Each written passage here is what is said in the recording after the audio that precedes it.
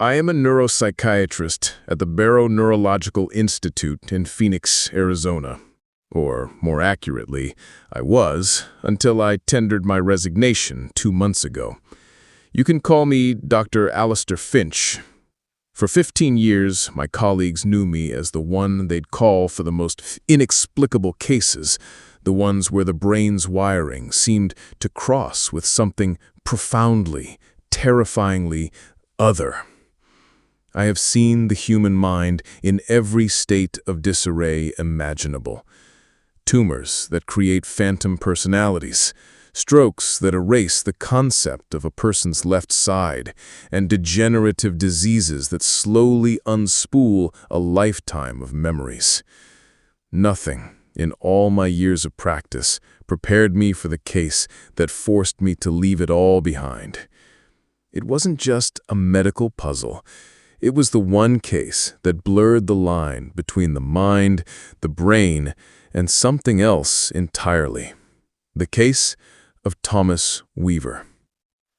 It began on a Tuesday in October. Thomas, a 34-year-old architect, was brought to our facility after a severe head-on collision on the I-17. He had survived with a traumatic brain injury, but the other driver was killed instantly. Physically, Thomas made a remarkable recovery.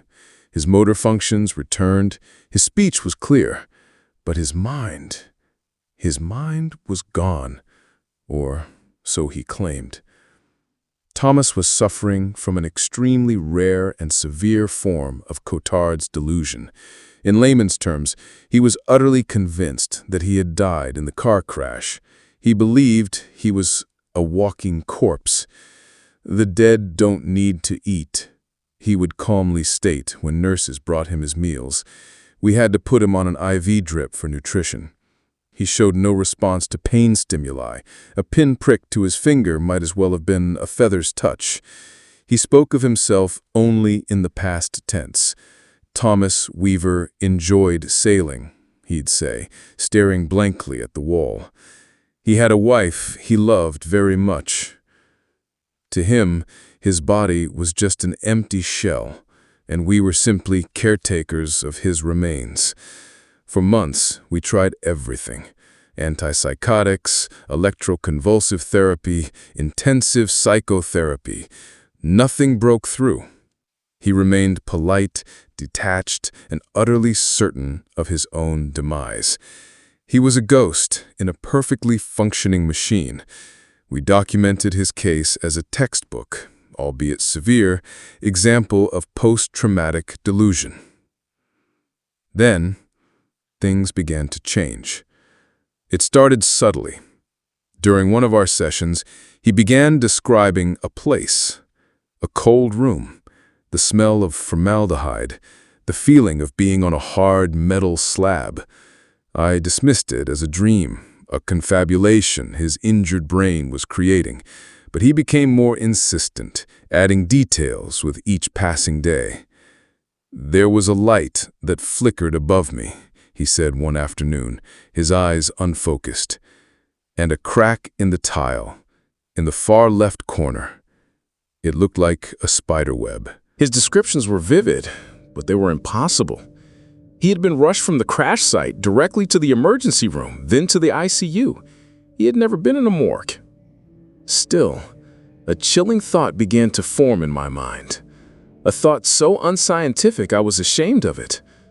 The other driver, the one who died at the scene, where had he been taken? Driven by a morbid curiosity I couldn't explain, I made a call.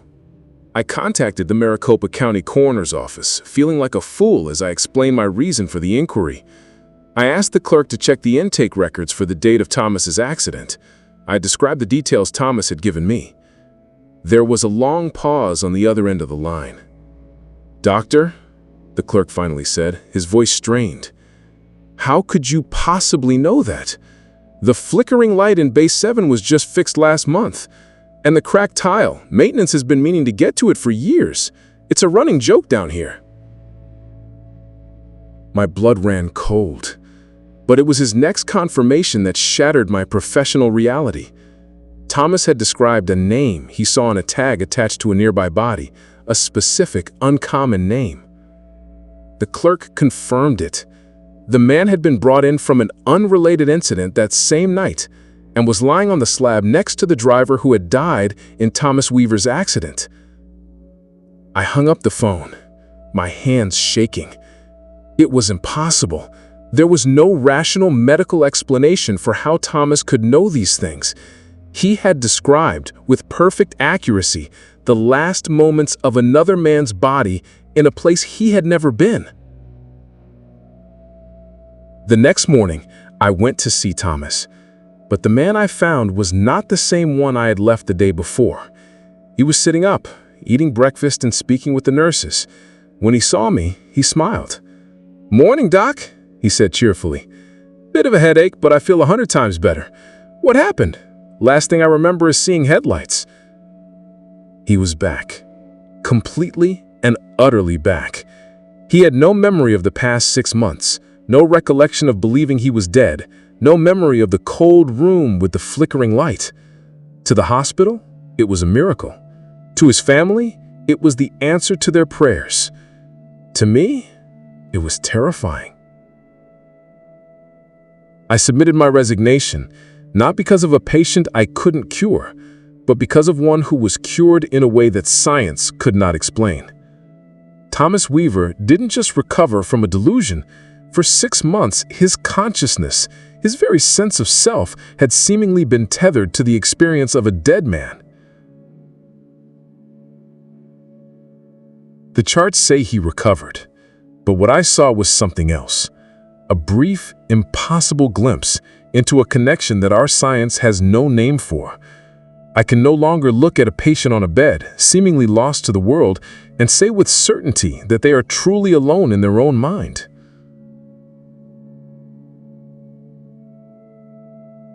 Science maps the shores of a vast, dark ocean of consciousness, but what lurks in the depths, we still don't know.